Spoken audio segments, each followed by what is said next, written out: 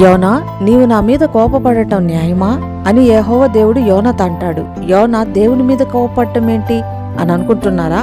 యోనా స్థానంలో ఎవరున్నా అలాగే చేస్తారు. అసలు విషయం ఏమిటంటే, నీనెవే పట్టణస్థులు చేసే దోషాలు దేవుని దృష్టికి బహుఘోరంగా ఉండటం వలన దానికి దుర్గతి కలుగబోతోంది కనుక ఆ విషయాన్ని ఆ ప్రజలకు చెప్పమని పంపితే యోనా అక్కడికి పోకుండా పారిపోతాడు. అంచేత యోనాను సరిచేయడానికి మత్స్యం కడుపులో 3 రోజులు ఉంచడం వలన ఆ మత్స్యము అగాధమైన సముద్ర గర్భంలోకి తీసుకుని పోతుంది.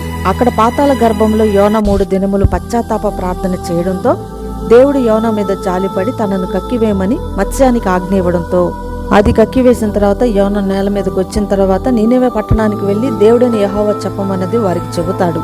ఆ మాట విన్న రాజు ప్రజలందరూ కూడి, మనం చేసిన పాపానికి తగిన ప్రాయశ్చిత్తం కోసం పశ్చాత్తాపంతో ఉపవాసం చేద్దాము, అప్పుడు దేవుని కోపం మన మీద చల్లారుతుందని వారంతా మరియు పశువులతో సహా నీళ్లు తాగకుండా పశ్చాత్తాపం పడ్డాన్ని చూసిన యెహోవా దేవుడు తాను పశ్చాత్తాపడి వారికి చేస్తానన్న కీడును చేయడం మానుకుంటాడు.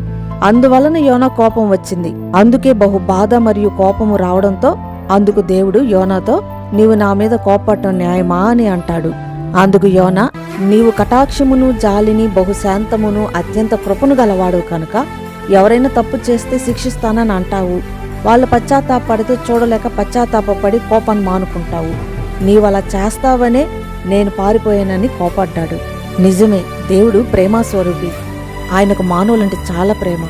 ఆయన మానవులను చూసి మురిసిపోతుంటాడు. కోపపడతాడు కానీ వాత్సల్యమును చూపుతాడనే విషయం ఆయనను రుచి చూచిన వారికి బాగా తెలుసు. ప్రార్థన. నిత్యం నీ ప్రేమలో వర్ధిల్లే భాగ్యమును మాకు దయచేయమని యేసుక్రీస్తు నామమున ఈ మనవిని వేడుతున్నాం తండ్రి. ఆమేన్.